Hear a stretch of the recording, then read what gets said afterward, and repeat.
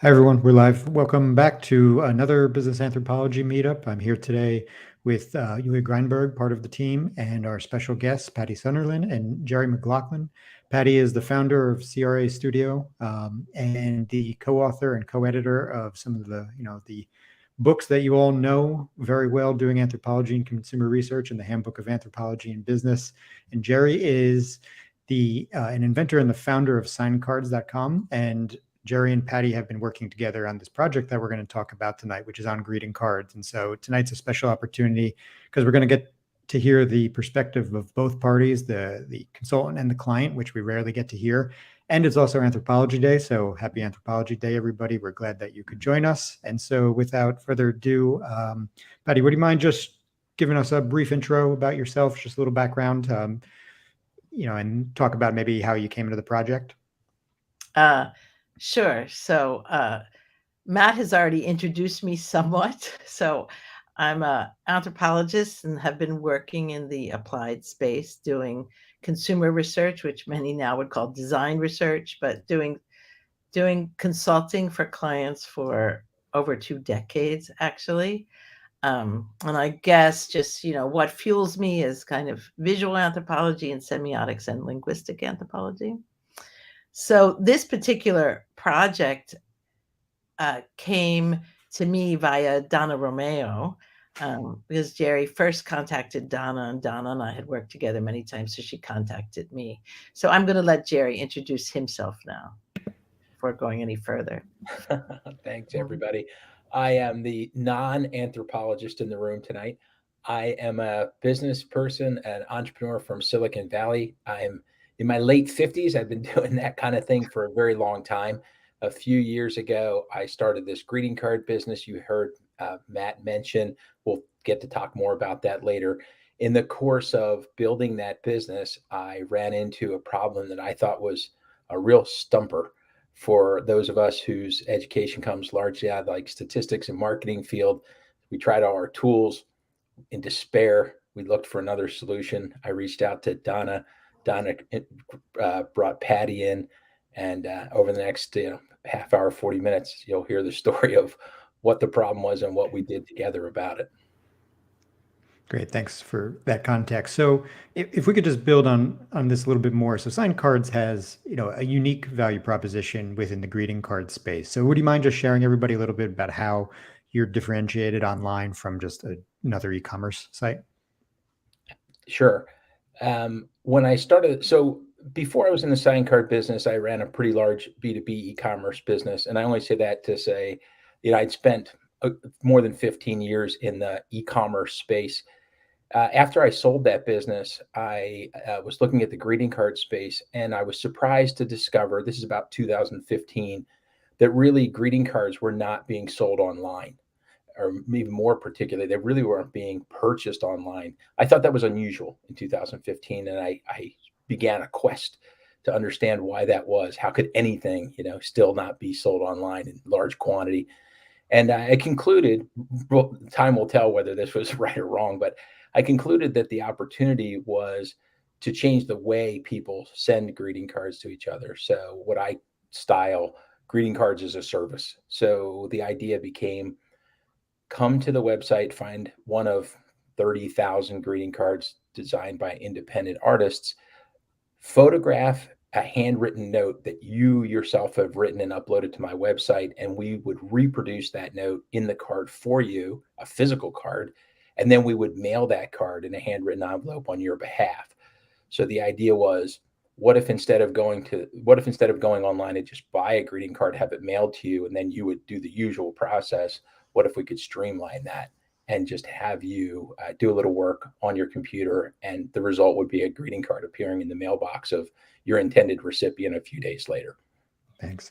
And there's a great video right in the hero section of the top of the homepage that anybody out there could go check out if they want to see how the process works. So getting back to a comment you made earlier, you were sort of searching around, trying to solve some problems. I know you worked with, a number of people of different disciplines, different mindsets. Tell us a little bit about that and why you essentially then made your way to an anthropologist. One of the so we had sold greeting cards to tens of thousands of people by this point, and they really seem to fall into one of three buckets. They're a little artificially constrained, but you'll get the idea. The first I just called one and done. So these were people who bought one card and we never saw them again a year, 2 years later. I have to tell you, though, we interviewed lots and lots of those people and never got a complaint. So they all said, hey, this worked really well for me, but I'm not a greeting card person. I almost never send a greeting card. Each one of them had a very convincing story about how they had this one peculiar circumstance that caused them to want to send a card. At the other end of the spectrum, a small percentage of the total number of people, but people just send cards frequently and many, and they're very reliable senders of cards. And I became curious about what do the people who are using greeting cards regularly have in common? Because my interest was in finding more people like that, right? Fewer one and done people, more people that might turn into regular buyers. Naturally, we interviewed lots of these people and was trying to find the pattern, if you will. And we didn't get very far. So we put a ton of work in, but we didn't come up with any real conclusions. We'll tell you more about that later. But then next we turn to what I think of as sort of traditional demographics. And so we got data sets for our best customers that included over 400 different bits of information, income and marital status and political affiliation, that sort of thing. And we gave that to some serious data scientists who ran it through all their models, AI and otherwise. And they came back and said, there's nothing here. There's nothing about these traditional demographic nuggets of information that together or singly will predict whether or not somebody's going to be a person who gives a lot of greeting cards. So I suspected that it had something to do with values. There was something about these people, but it wasn't their income. It wasn't their marital status. It was not their age. It was certainly not their gender. So a lot of the assumptions died on that long march through the data. And at that point, I started to think, well, why do these people do this at all? And I reached out to Donna, asking her, might anthropology and anthropologists have a lens on this if we studied it together, such that I could start to understand what our best customers have in common? Great. And so, Patti, you want to maybe give a little jump in here and kind of talk about what, as you got involved with Donna in the beginning, how you were thinking about this and how you started to frame out the research project? Right. So, I think, can you just show the image of the website, Sure. the first page? Yeah. And while Matt is searching that out, I will say, Jerry has not said this yet, but I learned this from Jerry, that there are 1.7 million birthday cards, given per day in the US. So 1.7 million, and that's just birthday cards. And then of course, times 365. So just given that birthday theme, I wanted to just give a shout out to, I'm not sure if she's listening or not, but Vilma Santiago Irizarry, a good buddy of mine from graduate school. It happens to be her birthday today. So I guess in another life, I would have sent you a card with Vilma. And tomorrow is Ed Lebo's birthday. So he's, it's Anthropology today. It's Anthropology Day today. And he's been very big on making Anthropology Day a big day. So, anyone who wants to send him a birthday card for tomorrow. And I would also add that there's a very dear friend of mine who I dedicate this presentation to, who I went to college with, Allentown, who's not with us. But okay, so here's Jerry's site. And so if you go there, and we're not going to click on there or anything, but that's the video that Matt was mentioning that really lays out the way that you can, write your message, upload that photo, and then send a greeting card. And as you can see, Jerry has put birthday cards on the left. I guess that's because they're the most sent. And then we go to sympathy and thank you and so on. All the different occasions. It's pretty amazing. So I guess one of the first things that Don and I did was try out the site. Donna sent a card to her daughter, and I sent one to my husband, which I think he just wondered, like, why are you sending me a card?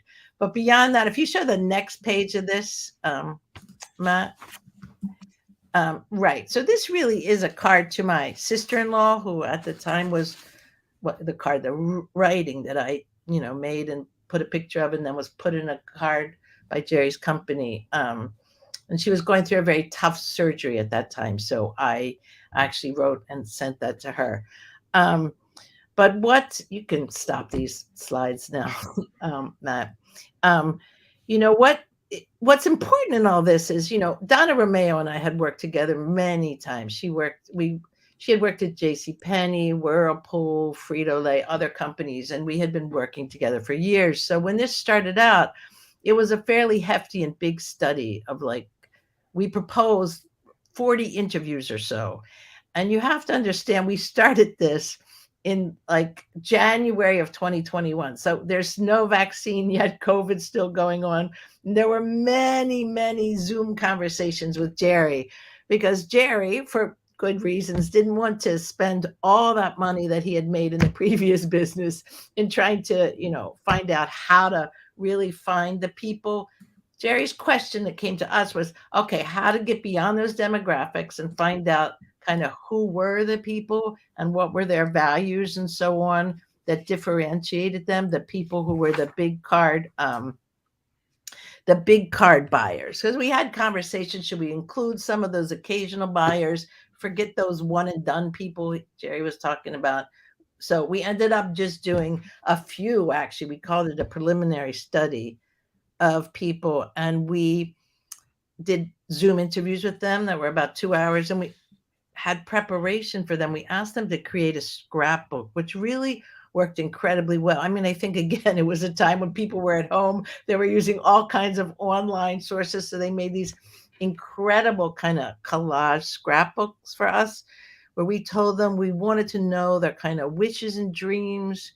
We wanted to know what was hard in everyday life and what was easy, and, the people, the places, the things that mattered, so that we could try to get a handle on them. So we wanted to know all that. So Matt, the next slide actually shows you, or shows us, an image from someone's scrapbook, which you can see people. So in the interview, we, this was a woman, we had her go through all the scrapbook images on the left, and on the right, again, thanks to COVID, one of the things that this woman told us was that her husband had died. And then, because of financial problems, she had to move in with her sister. So she really had those things like, God made us sisters, love made us friends, and I love my sister. She was very, very close to her sister, so she had put that in her scrapbook. Okay, we can leave that. So, and then just in our very first interview, Jerry was rightly so very concerned, because we were talking with some of his best customers, the people that were selling, buying, so to say, a gazillion cards, and he didn't want Donna and I messing up. But so we, one of the first was with a man who talked about the cards that he gave were to his former co-workers. He was retired and he had worked at an auto dealership, and that he liked to send cards to his co-workers and his former boss because he felt like it kept the relationship going with them. He also made the big point that, like, cards are more meaningful than a gift for him, because he thought, well, you could pick a card that really bespoke their interest, and that, like if they were into horseback riding, you get a horseback riding card. And he said, and it was germinal to our thinking, that it was much easier to show your feelings with cards. So he also told us that he remembered his first card that he got, or he remembered getting, his first memory of a card was a card that he had gotten from his grandmother as a little boy when he was 8 or 9. And I think significantly there was a check in that card, but also he felt like, he really meant something to his grandmother, and that she took the time and thought of him. So, that kind of put in our minds that card that they really remembered. And so I guess, I would also ask whoever is listening to this to think about, like, what is the last physical card that you sent, and kind of who did you send it to? Because, you can sort of then see if it sort of fits up with the things that we found. And of course, in today's age, one can just send e-cards, right? You can send the e-card without writing anything, and you don't need to send a physical card. You can, of course, say, happy birthday on Facebook and so on. But, for our first interview, he immediately told us, well, e-cards, that's for the peripheral people in life. Like if it's a really important person, you need something like, and he called it Jerry's cards. He didn't call it signed cards. He called it Jerry's cards. You needed that physical card to be sent and mailed, and you needed to write on it. Okay, so then for Jerry, we did these interviews and we wrote a report. So now you can pull up that next slide, Matt. So the big parts of that report we made, and this is actually a page from that report, and we were introducing the section because we were asking, what are cards? As Rita Denny and I have written about, often the question comes back to what are, culturally, what is this thing, whatever you're studying. So for the cards, we said they were vessels and vehicles of emotion. They were creators of virtuous feedback loops. They were relationship markers and makers, and they were associated with feminine energy and values. So just to talk about that first one a little bit, clearly in the US, or among the people that we were talking to, the cards were really a concrete way. They're a concrete way to express one's feelings to one another. I mean, that's why they're kind of vessels. They hold that emotion, and they're vehicles because you can pass on that emotion with that. So they're just this concrete manifestation of showing and sharing emotions. So people like the person I was talking about with that first interview had said it's much easier to show your feelings with the cards and gifts. The other people talked about how it was a way of touching others, or, you feel good and they feel good. Or another one said that she likes to share, the woman who was staying with her sister, that she liked to send cards because then she shared in that person's happiness or grief or whatever it does. So then the next slide that comes up, Matt. We also, this is another page from our report. We tried to show that emotional element also was manifested in what people did with cards. So, of course, people display cards in a way that can show the relationship to other people who see that card. But what people also did, they talked about that they would like reread the card. Like if they had it for a week or so, they'd keep it displayed. They'd reread it so that they could kind of re-feel those sentiments and re-feel the emotions. And what was also telling, this other woman, Melanie, talked about keeping the cards that were important to her next to her bedside. So this is her like bedside table drawer where she has all these cards that were really dear to her next to her. And she said, so they're close to her heart, where she talked about the cards that people sent her when her beloved dog died, she keeps near his remains, like a little urn. And the cards that she received for her wedding, she keeps in her cedar chest. So kind of where she put them was, very important, and was showing that emotion. So, okay, you can stop this slide now too. But so we also talked about the way that cards amplified emotions and that they actually create them, right? So they're doing in anthro speak kind of emotion work, right? They're doing something to people, and they kind of can enhance emotion or emphasize it, or, actually make them feel happy. So we said when people are sending a card, they're like sending an envelope of emotion, like you're getting that little like emotion in that envelope. And people are trying to have an effect on the other person's mind. And they're, of course, they're creating an emotional bond, the way a hug or a touch or something like that word. So they also, another one of our big points was that creation of that virtuous feedback loop right? Now, you all know this.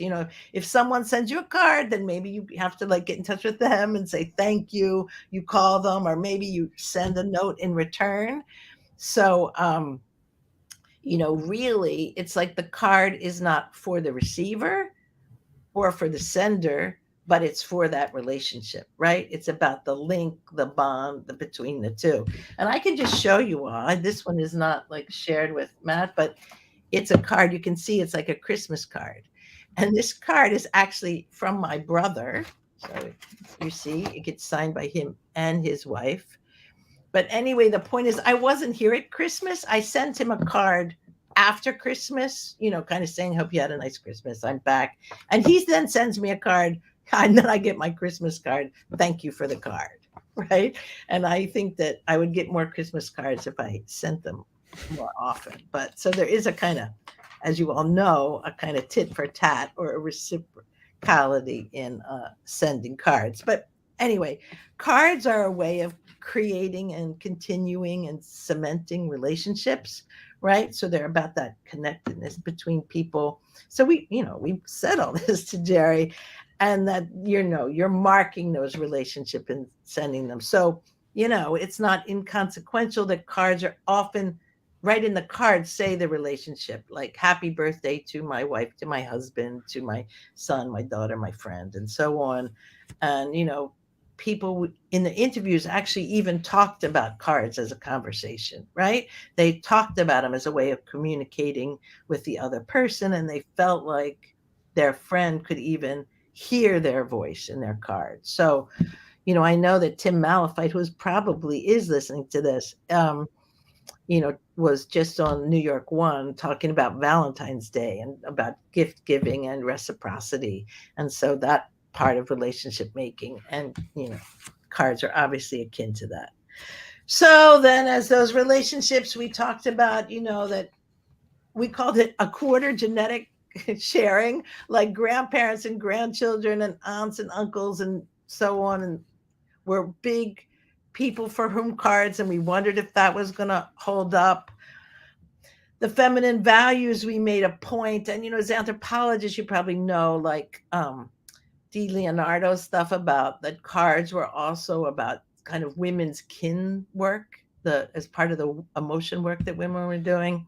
So we were saying, well, that needs a watch, because gender roles are changing and in flux. So what will happen with gender? So then finally, we also talked about some of those commonalities of who they were. And we said, that it was too few people to say, but we wonder, these people seem to be like really into caring about others' feelings, that friends were very important to daily and family life, and that they really like to have fun. So that's kind of what we delivered to Jerry. And Matt, you might have another question, or I'll just turn it over to Jerry to. Yeah, I'd like to jump in, and just one announcement. Excuse me. I'm noticing that commenting is not working in LinkedIn. So we also are streaming on YouTube. If anybody's wanting to add comments, you could just, I added the link in Meetup. You could just drop over to the YouTube live stream and comment there. So sorry about that, everyone. But what I wanted to ask was, so Jerry, I mean, you hear all of this sort of anthropological speak, right? What did you think of it? Like, did that help satisfy the business need? Did it help push this forward? How did you respond? Well, first I'll say, Patti and Donna did a great job of walking me through it all. So it didn't feel anthropological speak when I got it. I got the layman's version, so for which I'm now especially grateful. No, I thought it was I thought it was interesting and useful. So it reinforced some hypotheses that we had about this idea that these are important in relationships, that is about relationship building. It actually it opened up a view to how in deep people feel a lot of these emotions that they express with the cards back and forth. So I think we understood it in more of a left brain way. And then we saw this work and said, wow, this is, people are much more invested, at least among our best customers, much more invested in what they're trying to accomplish with the cards. They were, not only did they believe in the relationships, but it became clear that they believed in the card. Patti referred to it as a vehicle of emotion. Um, I thought of it in terms of what is the customer trying to get done for herself or himself in sending this card? What's the job to be done? What progress do they want to make in their life? Um, I didn't understand until I saw this work how deeply felt the job was among the people who were sending a lot of these cards. So it was good in this, and that's in a few senses, but certainly in that sense. And then it also just prompted us to focus there more, right? So we weren't we weren't looking at these things as sort of a business tool. We weren't before, we certainly weren't after the work, right? We said, no, these people are really trying to either create connections or in more cases maintain connections. I remained curious about why some parents would do it and others wouldn't, right? So there's always work for another day. Like you talk to Patti and Donna talk to some people and say, this is very important, I give this to my sister. I'm sure I could find more people who have sisters and they would say they've never sent her a card, right? So I'm not sure that we understand all of it, but it definitely helped focus what we did next, right? So as we did this work, that Patti, then subsequently I went back and asked her to interview 24 more best customers. She didn't ask them all to create scrapbooks and things like that, but she can speak to that. But she did have call them 30-minute conversations with a couple dozen more people later. And I think some of the direction of that was informed by the insights and hypotheses that we developed from the initial deeper interviews. I don't know if that answers your question, Matt. Yeah. And Bob, did you have one you wanted to ask? Oh yeah, I did. This is actually great. One of the things that I always share with people is that demographics are probably the worst predictor of consumer behavior. And marketers love them. And this also reminds me of a project that I just was working on with some students regarding gift giving of Tunisian sweets. And you were taught, I wanted to relate this, what I was doing to what you were doing, because when we were doing this with students during the pandemic, we would ship the sweets to them and then we would watch them unbox them. We would look at the person opening the box. So I wrote something in the chat because I was curious as to whether or not you, or maybe this is a new project for Patti. Patti, I'm trying to help here. Maybe looking at the other end, the other side of it, and having people open it up, because I would imagine, and I know having gotten physical cards versus, happy birthday in an email or whatever, it's a really big difference getting that envelope, opening it up, the kind of, it's we anthropologists love to talk about embodiment. It's that embodiment of the emotion that you're receiving from the person to you, and the physical act of opening the card and having that person's presence there. Did you look at that? Did you think about it? Is it Patti's next project? What you're thinking? Well, if you can convince Jerry that should be the next project, that we're on hand when people received signed cards. No, unfortunately, we did not do that. So the only part we had was that saved cards. Yeah. But I don't know if Jerry wants to talk about the computational linguistic work, or save that for another day. I'd be happy to. I don't want to, Matt, what you want to, I've read you into a little of that. Is that something you think? Yeah, no, sure. So, tell us maybe a little bit about how you're trying to combine that with the anthropological insights and how they're sort of working together. Okay. I've said to Patti and Matt before, I think from my perspective, there are lots of ways to try to get at the ground truth of, what goes on when people give each other these cards and their motivations. So clearly anthropology brought a lens we didn't have. The marketing stuff, less useful, but not completely unuseful, right? Not demographics, Bob, but just generally, marketing interviews, asking people why they do what they do. The other thing that we started to look at was a project with, it's really around behavior. I think it's ultimately grounded in behavioral psychology, getting to a sort of individual level of, why are people giving these cards to each other? And the way we accessed that, at least so far, was with the help of a computational linguist.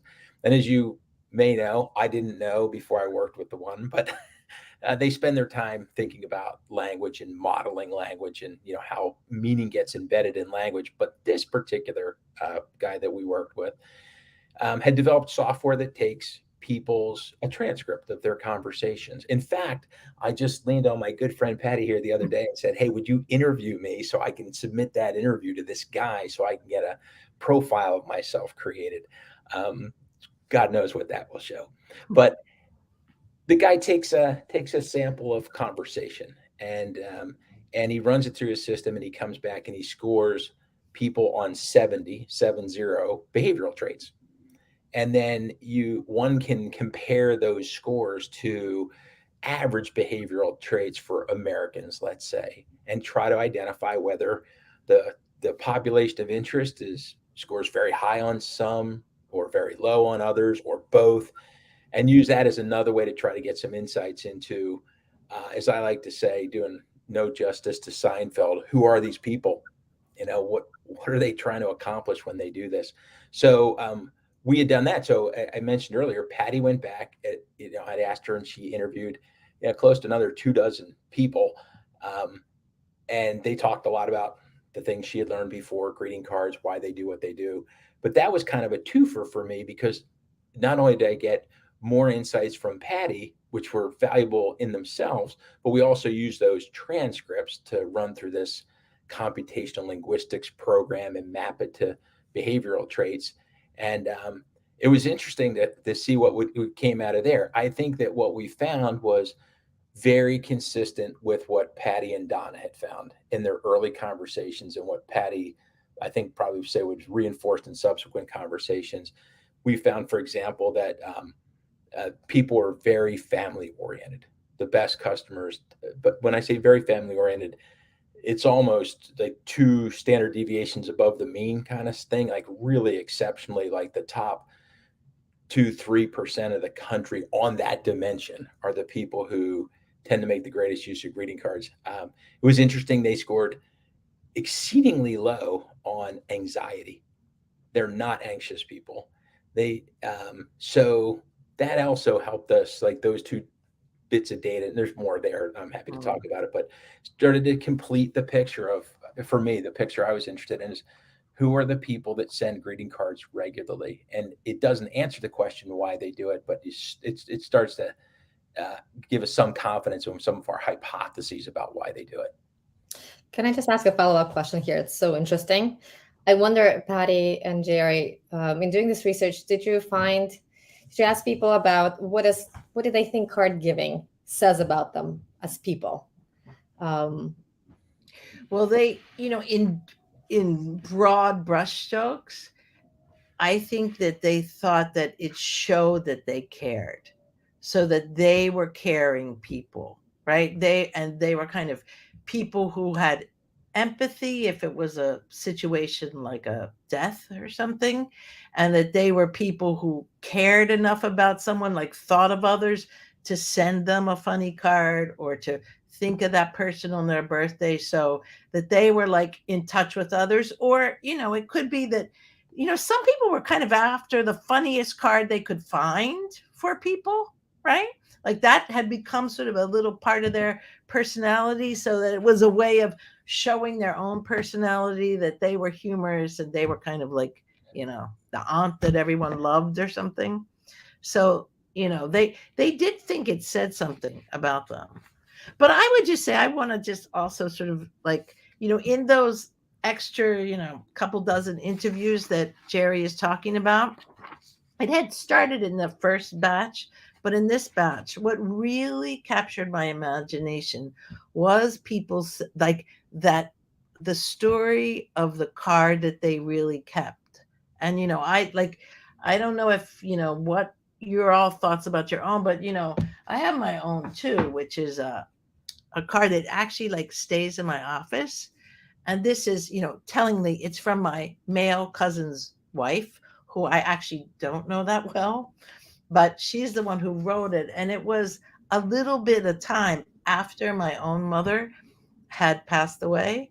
And she sent this card and had this incredible, she also works in the bereavement space, but she had this incredible thing that she wrote in there about what she had done when her own mother had died, and the crazy things that she had done, like saving her dentures, and then, saving the last dress that, she wore with her, these things. And then how, she had finally, like, moved on from that, embraced that, and was able to throw her mother's dentures away. But, I really had kept that card because it was such an incredibly emotional card, and it was so meaningful. So it lives for me. So I was into asking everybody, like, what is the card that you really keep and that you remember? So people, just some examples from those. So one man kind of looked a little like surprised and said, well, no, I don't have any, one card that I keep, but I've kept every single card that my wife ever gave me for 30 years. He says he has these cards and he keeps them in like a box that he keeps in a closet. So every single card his wife has ever given him. And another man kind of said, well, and then he said, well, it took me a really, really long time to graduate from college. And when I did, my parents sent me a card saying how proud they were of me. And I've kept that card. I still have that card where my parents are proud of me for getting my degree. And then other examples were like the last card you got from your grandmother before she passed away, or someone else had an uncle who had Parkinson's. So they kept the last card where his handwriting was still good. So I have one last slide to ask Matt to put up. And this is actually, you see this empty nest, open hearts. This is actually from a friend of mine, a friend that some of you might know, Isla Fader. And when I was thinking about preparing this talk, we had gone for a walk together. And I really don't remember what part of the conversation started it, because we weren't talking about this talk. Suddenly she starts telling me about this incredible card that she had saved, that her husband, who works in media in New York and is an incredible cartoonist, had actually drawn for her. And this is the card. She then subsequently gave me a picture of it, that he had actually drawn this. Their children who had, just moved out of the house, and now they were empty nesters. And he had drawn this card. I have to say, those cartoons kind of look like them. And so about empty nest, open hearts. And so she loved this. She was very, very touched by this card that Adam, her husband, had drawn for her. And then, interestingly, then COVID came and the kids came back, of course, they came back from college. And so the next year she actually took this card, made a copy of it, kind of crossed it out and put, crossed out empty. It's, it's full nest again, but the hearts were still open. So, it's just to say, like, this sort of card business affects us all. So I'd be curious to know, obviously there's more interviews, you're working together. Jerry, how do you maybe see, the relationship between yourself as the client continuing, working with anthropology? Do you see any creative applications from a non-anthropological perspective that, all of us listening could benefit from? I think there's an awful lot to the idea that, and Bob sort of mentioned this earlier. I think there's an awful lot to the idea that if you want to understand, I'm going to speak as a business person, right? But that if you really want to understand what your customers are trying to get done in their lives when they, avail themselves of your product or service, you probably do well to work with some professionals who are more interested in people, as anthropologists are, right, than just getting to some numbers. I think one of the challenges for business people, I know it is for me, but I work through it, is the anthropological insights are not necessary. They're certainly not self-executing, right? In my experience and through these projects, we haven't come back with insights and said, oh, now it's completely obvious not only what we'd want to do, but how to go do it, like how to access data in the marketplace about these kind of people. If I tell you, for example, Matt, you find these people are highly family oriented. I wish you the best of luck if you go into the marketplace and say, I'm looking to buy leads, right? And they're like, great, what do you want? Men, women, short, tall? No, I want people who are highly family oriented. Like call Nielsen, tell them you want to make a media buy for people who are highly family oriented, and they'll be stumped for days, right? Because that's just, things are not indexed that way. However, if that's the truth, then that's the truth, right? We have to do, business people have to be willing to do the hard work of identifying means of reaching out to people that really are the people that they should be talking to in the first place. Just because it's not easy doesn't mean you don't want to do it, right? It's one of those, I'm looking for my keys, right? Where'd you lose them? Over there. Why are you standing here? The light's better here. It's like, you got to go look for your keys where you lost them. You got to go find your customers where they are.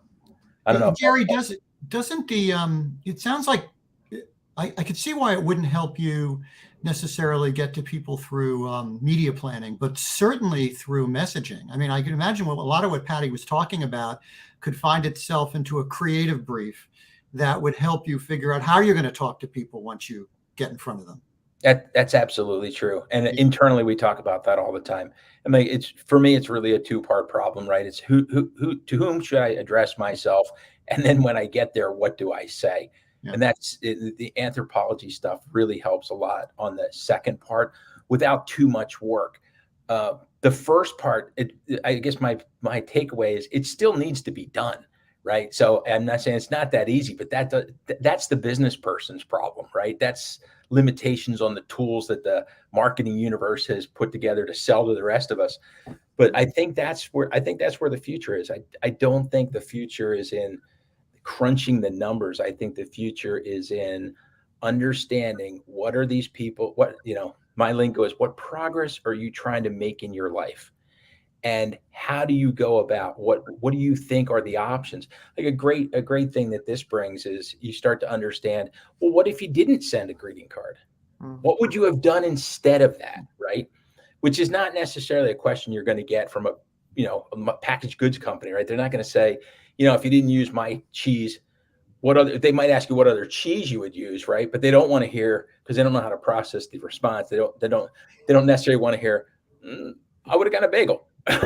Because they're like, we don't compete in the bagel business. Like, maybe you do, maybe you do. So anyway, I don't know if that's helpful at all, but I think anthropology brings, at least in my experience here, a broader view. And I think some problems are intractable without the broader view. Great, thanks. And so can you talk a little bit about the relationship and working together? Obviously, you've now maintained a working relationship over a number of years. So how, this could be for either of you really, but how do you negotiate that? How do you help, see each other's perspective? What are you doing? Like, Patti, say to again, frame this in a language that is business oriented and help Jerry hear it in maybe the way that maybe he's used to thinking about it. I'll take it first, and then I think Jerry should answer this one too. I would say honest, we had many, many conversations, and, perhaps really we had to have a lot of faith in one another and a lot of patience with one another. And, poor Jerry, we actually gave him like articles to read. And, I kind of remember one chapter from a book and then another article, and he read them. It's like we discussed them. And Jerry also, took pains to explain to us what was the, truth from the business world and what he could and couldn't do with kind of what we were talking about and what he wanted to do next. So I would say it's really a negotiation. And, and I would just add, because I do want to hear what Jerry says of this, but I would just add for all of us, in hearing what Jerry is saying about, so these anthropological findings, they don't necessarily map up with the business, what the business tools are out there to offer or the direction it then puts you in. Anthropologists are currently in this space where they're saying, how can we do even more in business? And, business anthropology is kind of flourishing, and what can we do? So it's almost like, then do anthropologists have to get involved further upstream so that we're part of creating those tools that then a marketer or a business owner is going to? Because obviously we're not part of that right now. We're kind of, below that stream. So, Jerry. I found for myself, I was happy to read all the articles and do my homework. Because what I didn't want to do, I don't know if everybody would feel the same though in my shoes, but I didn't want to sort of clip the wings of the anthropologist, because the whole reason that I went to Patti and Donna was to get Patti and Donna, right? I wanted what they were going to say. And there were times, I mean, this is just a learning for me. It's not so much in the relationship, but there were just times where I just had to bite my tongue, because no, there was nothing wrong with what was being said. It was just the type A personality only has, a certain amount of tolerance, right, for going afield.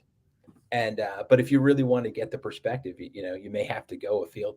So no, I thought it was I thought it was good. As Patti said, we did have a lot of conversations though. So I would just say to anybody on either side of that table, I think you have to come to it.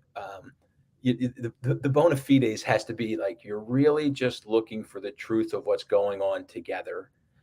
And if everybody can agree that it doesn't matter what the truth is, then you have a better chance of finding it, right? If you're willing to just suspend disbelief and not have a particular agenda, which I think we did a good job with that, Patti. I don't think we did. I think we went in and said, we're going to find what we're going to find. I think that's helpful. But I think on both sides, I would never want to task of someone very new to anthropology or very new to business with the project of working together, right, as primaries. I think you have to also have a certain amount of life experience to go, I know there's a limit to what I know. I know the other person on this across the table knows a lot that I don't know. Somehow together, we're going to get there. And I think that's how it worked.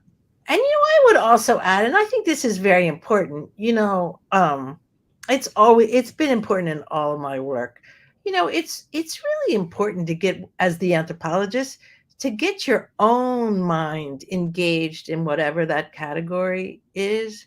So of course I got totally fascinated by cards, right?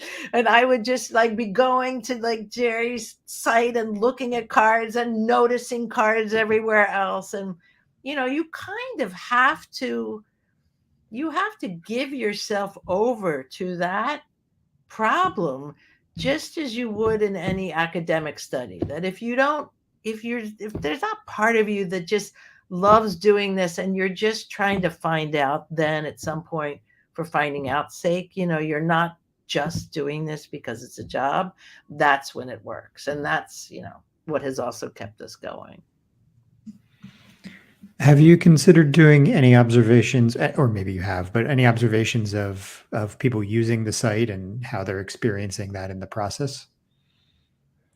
You mean Matt? You mean the actual process of people just sort of being on the site, picking cards, that sort of thing? Yeah, and checking out, of course, and yeah. So I want to make sure I understand the question. So let me just say first, I know a ton about that, right? I mean, it's like hundreds and hundreds of hours of, capture, heat maps, conversations with people using the site. But I don't know what your specific question is.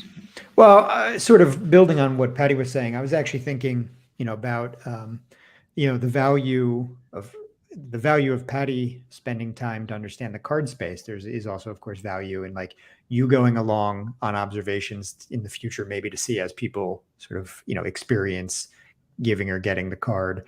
Of course, there's value in doing observational work together where maybe you're seeing in real time how people use the site, potentially non-users who have not been there yet, and how do they experience it the first time.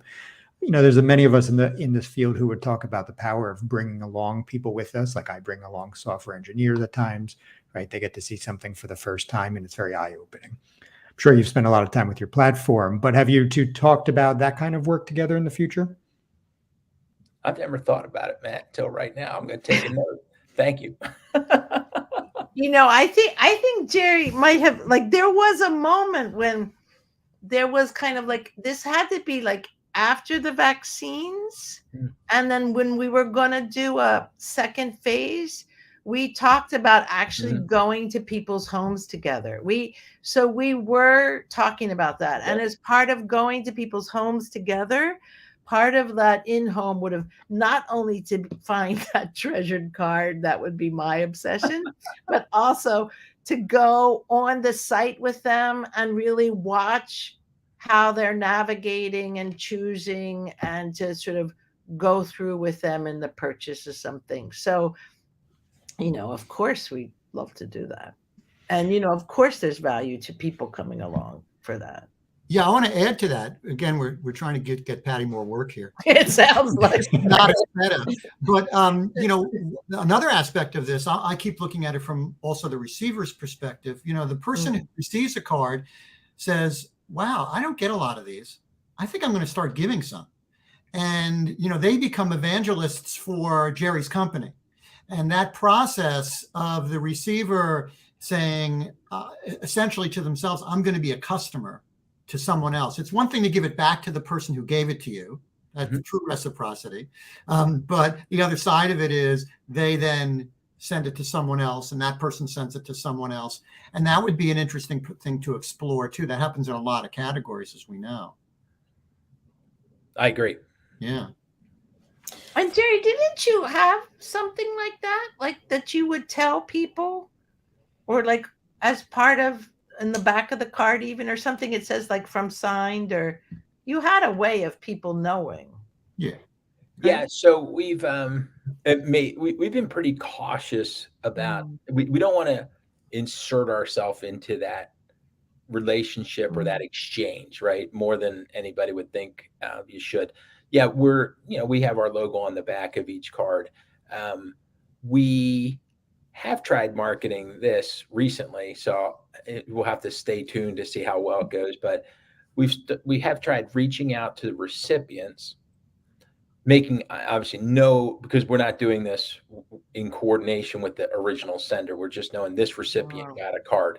So reaching out and just saying, "Hey, we're a card company. If you ever want to send a card, we'd like to help." So there's that. And we've also, though this one, Bob, didn't, the next one I'm going to tell you about, we've tried in earnest. And when you think something's going to work and then it just doesn't, it's the cake that falls in the oven.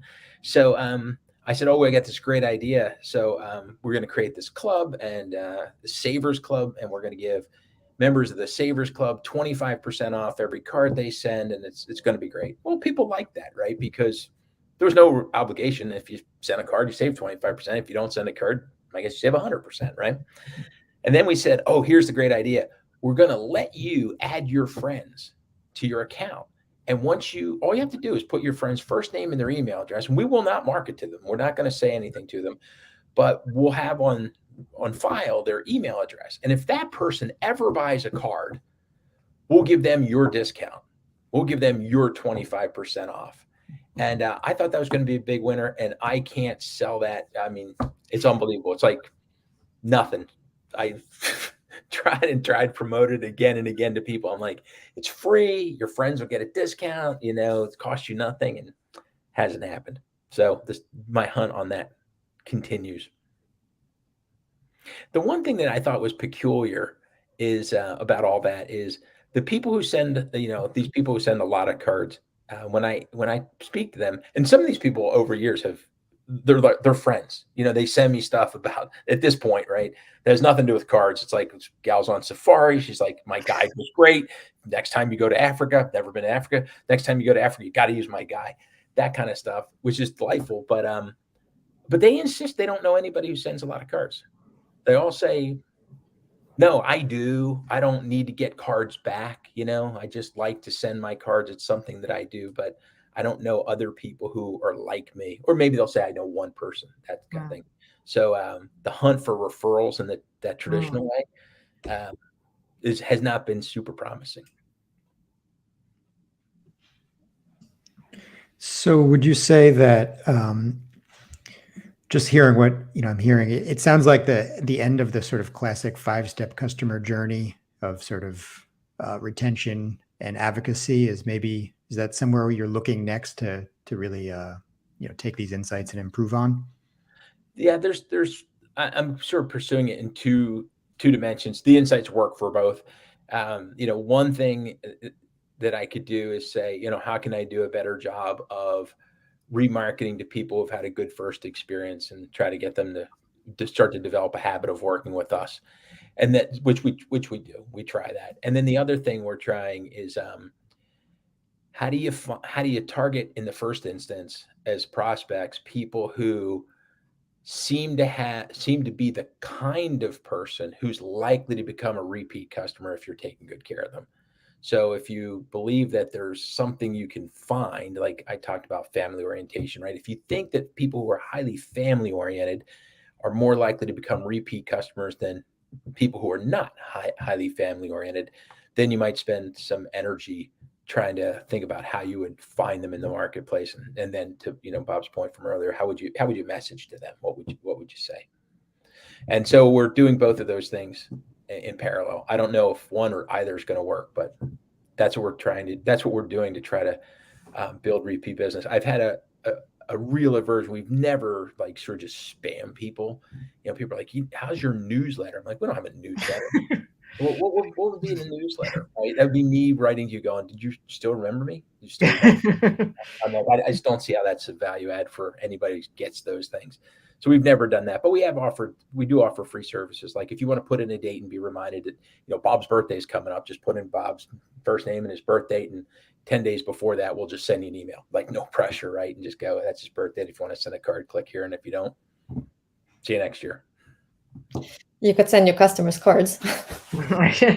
Well, it's funny you say it because we have started doing that, right? So we've started sending people birthday cards from us and just saying happy birthday.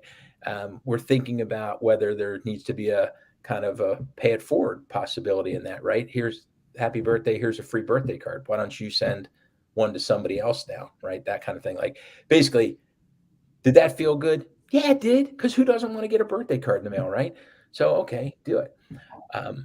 So all that stuff, hope springs eternal. Like that's what we're trying to do. At the high level, I retreat to the high level, and just say it's 2023. Birthday cards are still a big industry. I don't really think that everybody's going to continue to, schlep to the Target and get the card and put a stamp on it and find a mailbox. Hopefully when, if the tide turns, we'll be here. Right. And I would say, and some of the things that Jerry has shared with me that, very young people are still really sending cards. So it's not like a question of this sort of cultural practice dying out. It's still very much alive. And just in terms of doing the interviews, some of the things that surprised me were because, I live in New York City, so you forget, it's actually very easy for me to mail something. There's mailboxes every couple blocks. But, people were saying like, I have to drive for like over an hour to mail something, right? If they live like in rural Montana or something, they're driving really far. So to have a service that can actually mail a card for you is an incredible service. Because they can. And there were a number of people, there's a number of reasons that people could have a hard time to mail a card, geographic or, by some abilities. So there's many reasons. Yeah, Jerry? There's also, I think it's interesting. You mentioned age, and I think this is fun for me. It's very exciting. Young people don't know how to send a card. Now, I don't, there's no criticism in that, right? If there is, it's on parents, and I'm one of them.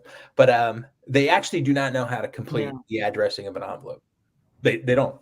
They would have to watch a YouTube video. They do not know where one acquires a stamp.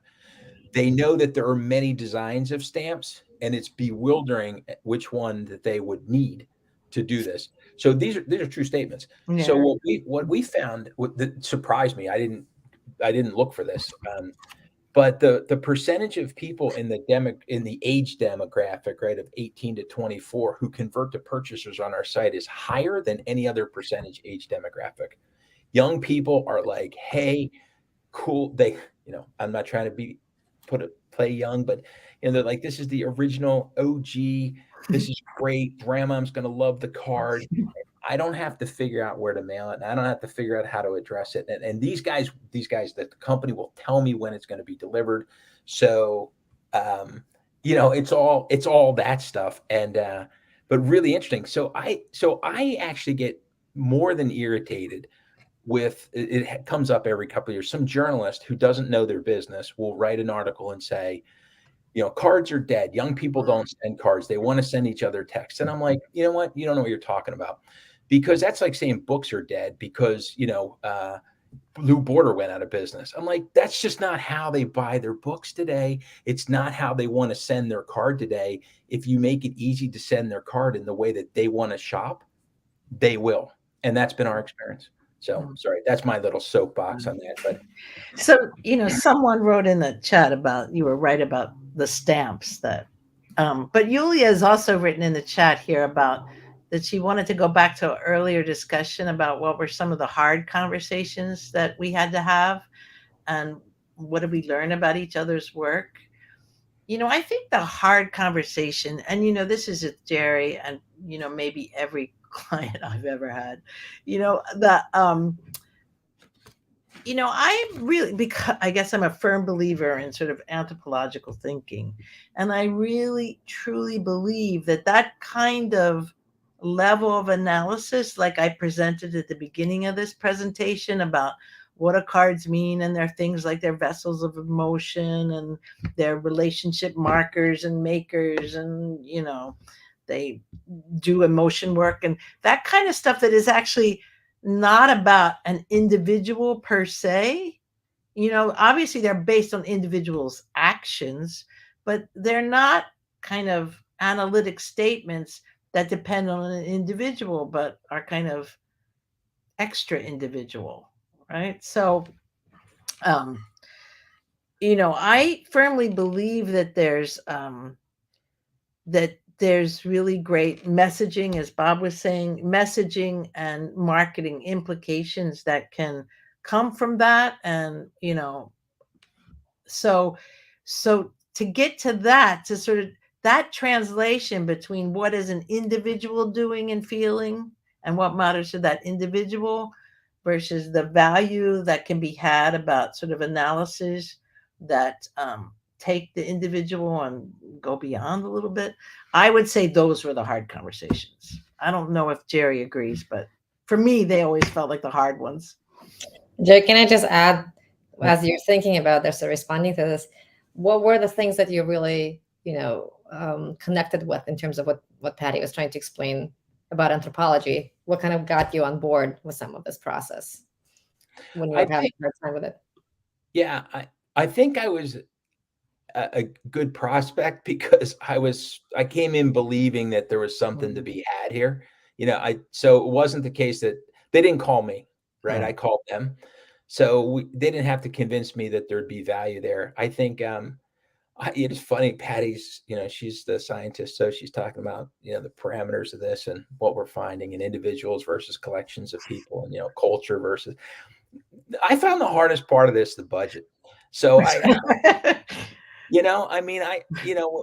first talked to these women, they were like, geez, we're going to have to do a bang up job for you, but this ain't going to be cheap because we're going to have to talk to a lot of people, and I said, well, maybe we could talk to, really, it's just honest, right? Hey, maybe we could talk to a few fewer people. Maybe we don't have to talk to everybody who ever bought a card. Maybe we could talk to some of the people who bought a card. And I'm exaggerating, of course. No, but it's true. But I think, and I joke about it, because it's funny and fun to talk about. But there is a question of that I think is hard going in is the funder, which is, okay, where do you start saying this is a big enough thing to try first?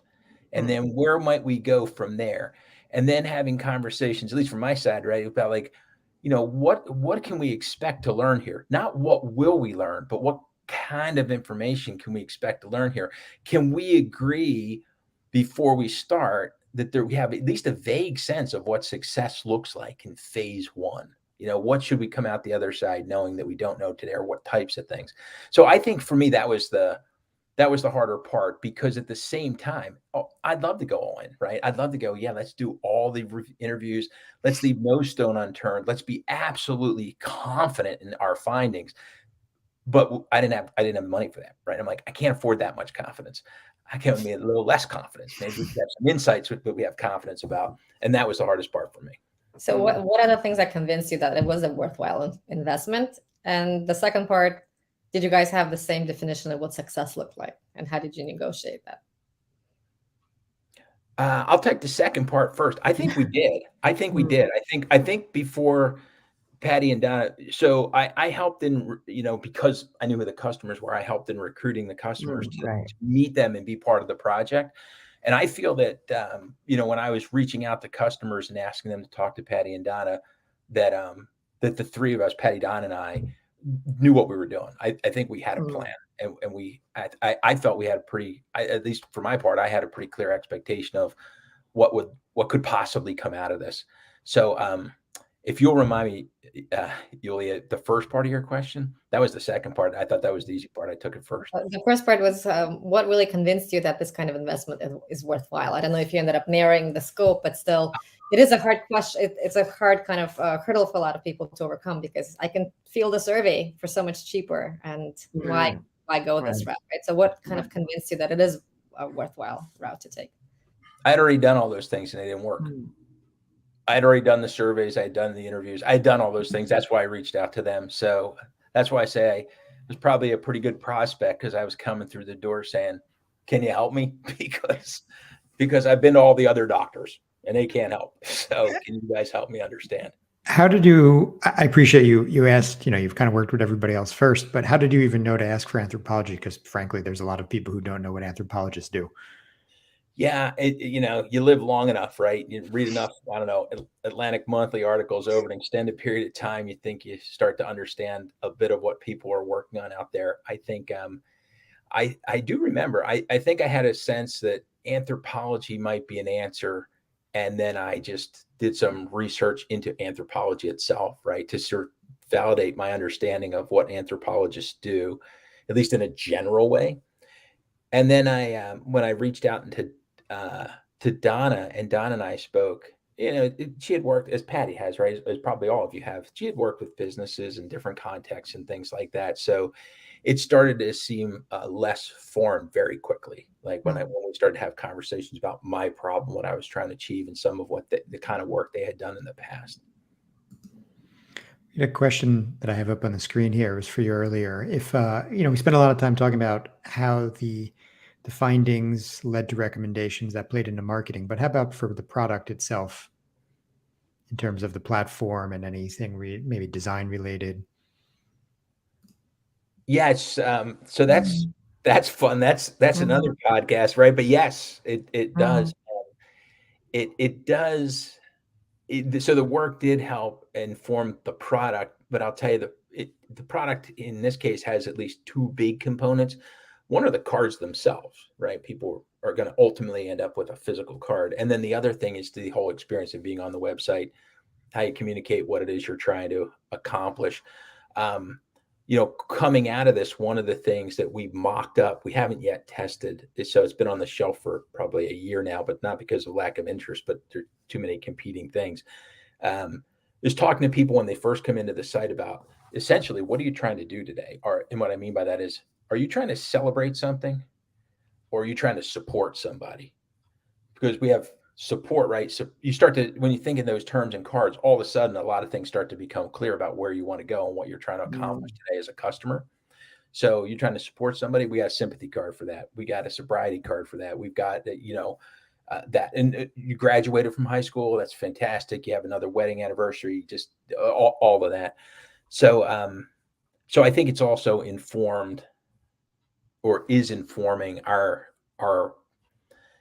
path building for customers as they're coming in through the site and what they see. And because we're trying to we want to take what we know about them or what we think we know about them and make it easier for them to end up getting what they want to get done. And I would just add, I didn't talk about them today because it didn't seem like the important part. But as part of the longer interviews and even on the shorter interviews, we did ask people, what they thought of Signed, and part of them talking about what they thought about Signed. Often people would give their opinions on the way in which the selection or the way of selecting, so the user experience of the site, worked for them and didn't. And then we communicated all those findings to Jerry as well. So, and it was very interesting because a lot of what we found out from our people, Jerry, did already know about or was already working on. So, one person said like, oh, there needs to be more diversity in the cards. There needs to be more diversity in the people pictured in the cards, or there needs to be more, kind of more humorous cards. And kind of 9 out of 10 times when we would communicate this to Jerry, he would say, I know, we're already working on it.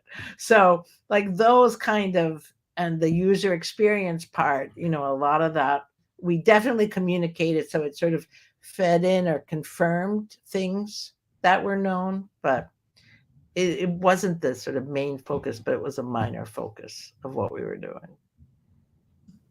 Great. So I think that's most of the questions we've had so far in the chat. Bob, Yuya, do you have anything that you want to jump in with? Yeah, I have a quick question. Go ahead, you go, and then I'll go. I have one. Yeah. First of all, I just want to flag that one of the commenters said that our cards are part of life's artifacts, and I just kind of love that phrase. It was such a nice way of wrapping this up. I do have a question for you, Jerry. Specifically, given that you're saying you were a willing client, you sought out Anthropology yourself. I am curious your thought process. Why was it not obvious initially that Anthropology was a tool you would turn to first? You said you had to go through so many other tactics before you landed on Anthropology. And the second part of that would be, now that you've gone through that process, what might you tell others in your role to help them understand why they should choose Anthropology first, why that shouldn't be a method of last resort? Yeah, they're great questions. I don't know that it should be first, and I certainly don't think it should be last. I think it's probably situational. I do have friends who run companies where, a lot of what they're trying to get done does get done pretty effectively with the tools they have at hand. One of the biases against, that sort of works against Anthropology, I think in a business context, is the people in the room. And what I mean by that is this is the third, I think this is the third company that I've been the CEO of, and I founded or co-founded two. One might think that if you own the company, as I do in this case, last one was all venture capital, right? But you might think that if you own the company and you're the boss, that you would go to meetings and you would tell people what you want to have happen, and then that would just happen. And I'll tell you, that's not been my experience. So the people in the room, if you're lucky, are really smart, and they've all been trained well in various and sundry disciplines. And you probably do not have somebody in the room who's been in anthropology or can spell the word. So when you say the business problem is we need to acquire customers less expensively, we need to get repeat business up, we need to, that kind of thing, right? That's usually how the problem gets stated. And what people tend to do, and I think it's just natural, is they go to the tools that they have. They go to their tool set. And I think that's what's going to continue to happen. As I confessed early, I was driven to this because those other tools didn't work. I understand your question, like, well, why not look at this sooner? I'm like, I think you're going to find it's like an installed base of what people know how to do in business. And I think they're going to, and I know that's not the ideal message for this audience, but I think people are going to tend to default to the things they know best. If they don't find success there, the good ones will, broaden the scope And I think if they find success or enough success there, they may be happy for a long time, and they don't have to. It's hard to change behaviors and like learn new tricks. I have a question. It's a two-sided question. One side for Patti and one side for Jerry. And it picks up on something that Patti was saying, that this happens all the time in marketing research. A lot of what you find out in the early stages in either qualitative or quantitative research, you already know. Hmm. And so one of the challenges on the supplier side, on the Patti side, is making sure that the client isn't thinking, am I getting my money's worth here? I mean, when do you, at what point, how do you manage that in the process? Because after the first couple of people, maybe you haven't found the gold yet. And on the Jerry side, at what point during the research how were you feeling when you were hearing things you already knew? It's nice to confirm things, but when did you start to think, oh, this is something I haven't heard before? Or was Patti managing that? Were you managing yourself? How did that work? Maybe Patti, you could go first in terms of how you were managing that learning process. Well, it's hard to go first because it's true. That's a real fear, and, because Jerry has been working on cards, for years and years and years and started all this, and we sort of came in. Yeah. And I so I guess that, the best that we can hope really is, well, one, there's a sort of magic in the method, and there's a great thing that anthropology does where it's looking at all those symbols and meanings as well as the practices and the material artifacts. And, it's a kind of magical combination that you don't get in a lot of fields, to try to look at that, at the actual behaviors or practices that people are doing, at those material artifacts, at, at what people are saying, with a really close attention to the way in which they're saying it, the ways people say things, the metaphors that they're putting their language in, and all that sort of close attention to language, which I learned mostly from Bambi Shefflin, who I think is listening today. But, there's those kind of different ways of looking at things. And then one can only hope that there is insight that comes out of that is not gained in the usual ways that one would learn in a survey, or in those kind of demographic ways, or even by sort of a psychological kind of interview, that one can hope that sort of method actually brings one to be able to say something different. And I guess I would think that Jerry also appreciated, well, because he asked to have some more done, that he also appreciated the sort of way of interviewing, the way that we approached an interview, which I think is also a little bit different than the way some people from other fields can approach actually how one does an interview and the things that one takes on in an interview. Right. And then one hopes. So, Jerry? I'm glad we got to this. This is great. I think it's a great question, and hopefully I can add some little value here with what I'm about to say next. When Patti and Donna would talk about themselves, and I've never said this to Patti because it never occurred to me until just now, but when Patti and Donna would talk about, we're anthropologists, we're from anthropology, and we're going to do these anthropological things, and this is going to be great. That's not what I was looking for per se, right? So what I was looking for was, and you can't find this on Upwork or Fiverr or anything, because trust me when I tell you I've looked. So this is your opportunity. Anybody who's tuned in, if this is of any interest, I think there's a hole in the marketplace. You can rush to fill it. What I wanted from anthropology was great interviews. I wanted an interviewer who could do a great job for me, who would venture out into the wild and engage my customers where they lived and ask good questions and smart questions and be curious. Like, you can't, I don't know how you train people for that, right? Like, be curious. Like, when somebody says something, if it's interesting, like, don't miss that, like, follow up on that. So what I really wanted and got, right, what I really wanted was curious people with discipline, who would go who would ask questions and get people talking, and then had the situational awareness and intelligence to know when they just heard something that should be followed up on, and then run that to ground. And that's the key. I think that's the key skill. I don't know enough about your field to talk about the different theories, but that's not really what I was looking for, right? I mean, I think these guys did a better job than, for those of us old enough to remember, than Larry King, right, would have done for me. But I think he did a great interview, right? I think he was a good interviewer, and that's what I wanted. I wanted somebody who could run it down, and I think part of that is certainly training, and I think part of that, in the case of Patti and Donna, is experience, right? This wasn't the first time they were trying to do this, and part of it, I think, is who they are. They're nice women.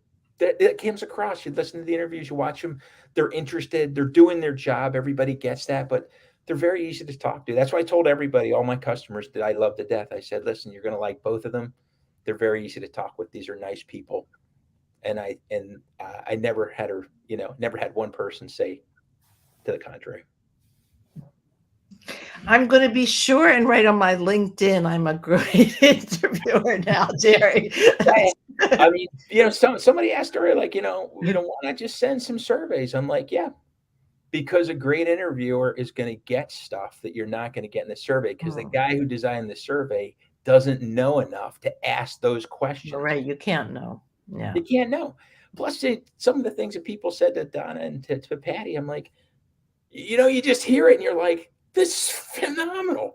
Like, who knew that this guy was just going to blurt this out, right? And then they had the presence of mind, right, to follow up on. They're like, say more about that, and that's the great stuff. Well, Interviewing skills. Probably a good place to end, knowing that Patti's better than Larry King. Better looking, the whole thing. She's got the whole package. All we need to do is get her bigger, wider exposure. This podcast is good, Matt. And I think once she gets to like CNN or something, then we're going to be cooking with gas. And Patti, that's a quote. Thank you, Jerry.